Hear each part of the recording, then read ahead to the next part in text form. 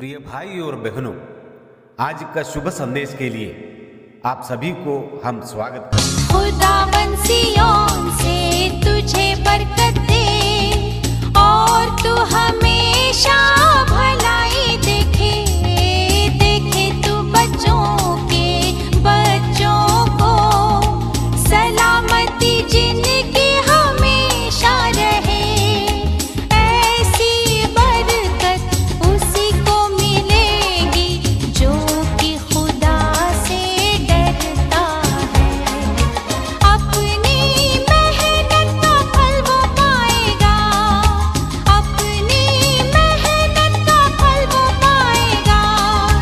होगा वो मुबारक, बरकत पाएगा।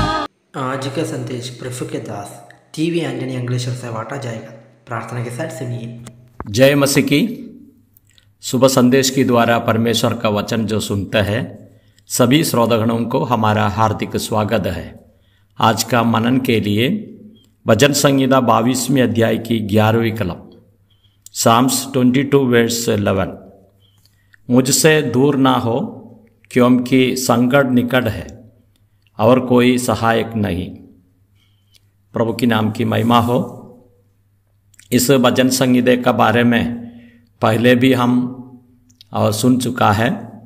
ये भजन संहिता दाऊद की है, लेकिन प्रभु यीशु मसीह का संबंध में हम दे सकते हैं कि प्रभु यीशु मसीह क्रूस पर कितने भयंकर रीति से और दुख को सह लिया, इसका बारे में उसमें ज़्यादा तो कलम हम दे सकते हैं।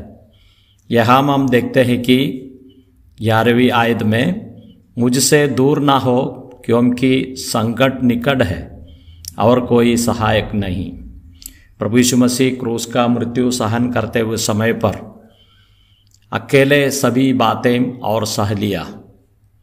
हम देख सकते हैं कि पाप और अंधकार शक्तियों को उसने विरोध करते हुए सारे संकट की बातें प्रभु यीशु मसीह सह रहा है। इसलिए कहते हैं कि मुझसे दूर ना हो क्योंकि संकट निकट है और कोई सहायक नहीं। इसी प्रकार प्रार्थना में परमेश्वर पिता के पास में कहते हैं। हम परमेश्वर का वचन में प्रभु यीशु मसीह का मृत्यु का समय आ गया तो कुछ लोग भाग गया है। इसी प्रकार हम पढ़ते हैं मत्ती का सुसमाचार 26वें अध्याय की और 56 कलम हम पढ़ते हैं तो, परंतु यह इसलिए हुआ है कि भविष्यवक्ताओं के वचन पूरे हो, तब सब चेले उसे छोड़कर भाग गया। प्रभु यीशु मसीह को पकड़ने का समय आ गया तो सेवक लोग आकर उसको पकड़ा है। वो समय पर जितने उसका शिष्य लोग हैं सभी लोग वहाँ से भागकर निकल गए। इसी प्रकार हम पढ़ते हैं वो अकेला हो गया है। ये बातें हम दे सकते हैं। प्रभु यीशु मसीह का क्रूस का मृत्यु का समय आ गया तो प्रभु यीशु मसीह सारे बातें अकेले और सह लिया है। हम मरकी सुवार्ता 14 अध्याय की 51 और 52 आयत में इस प्रकार पढ़ते हैं।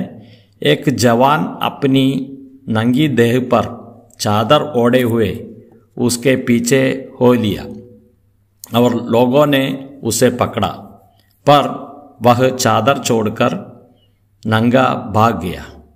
यहाँ हम देखते हैं कि प्रभु यीशु मसीह का क्रूस का मृत्यु का समय आ गया तो हम देखते हैं कि एक जवान आदमी प्रभु यीशु मसीह का पीछे आए। लेकिन ये कौन है हमको मालूम नहीं, लेकिन ज़्यादा वेद पंडित लोग कहते हैं ये तो मरकुस हो सकता है।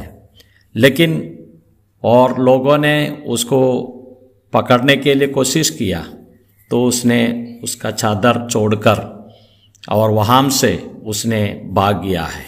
इसी प्रकार हम दे सकते हैं। लेकिन इसमें हम देखते हैं कि शिष्य लोग सभी लोगों ने प्रभु यीशु मसीह को छोड़ दिया है। लेकिन हम पढ़ा है उसमें इस प्रकार पढ़ते हैं, मुझसे दूर ना हो क्योंकि संकट निकट है और कोई सहायक नहीं। यह हम तो परमेश्वर पिता ने उसको छोड़ देंगे, इसी प्रकार की एक वचन का द्वारा हम इसमें दे सकते हैं, वचन की बातें हम इसमें दे सकते हैं।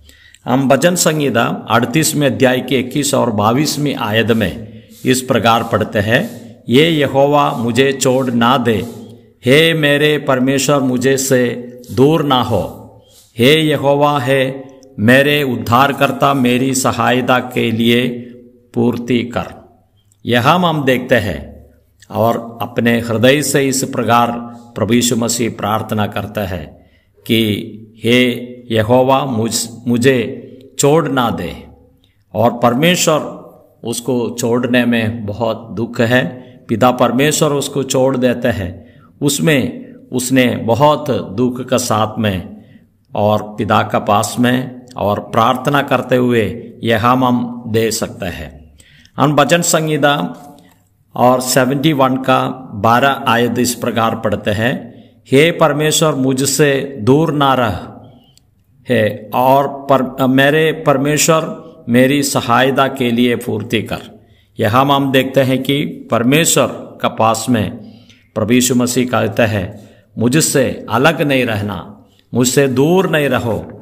इसी प्रकार हम इसमें दे सकते हैं। लेकिन प्रभु यीशु मसीह का मृत्यु का समय आ गया। प्रभु यीशु मसीह क्रूस पर इसी प्रकार और चिल्लाते हुए हम प्रार्थना करते हुए हम दे सकते हैं। और मत्ती का सुसमाचार 27वें अध्याय की 46 में इस प्रकार पढ़ते हैं, तीसरे पहर के निकट यीशु ने बड़े शब्द से पुकार कर कहा, एली एली लमा सबक्तानी, अर्थित है मेरे परमेश्वर तूने मुझे क्यों छोड़ दिया। और परमेश्वर उसको छोड़ दिया। इसी प्रकार पुत्र ने और बहुत आवाज से और शब्द से पुकार कर और प्रार्थना करता है और पिता ने उसको छोड़ दिया है। इस बातों को हम दे सकते हैं। ये हमारा पाप के लिए पिता परमेश्वर उसको छोड़ दिया, अपने शिष्य लोग छोड़ दिया। और एक जवान मरकुस के बारे में हम देखते हैं, उसने भी छोड़ दिया। सारे लोग छोड़कर प्रभु यीशु मसीह इस दुख को अकेले सहने के लिए तैयार हुआ। ये बातों को यहाँ हम दे सकते हैं।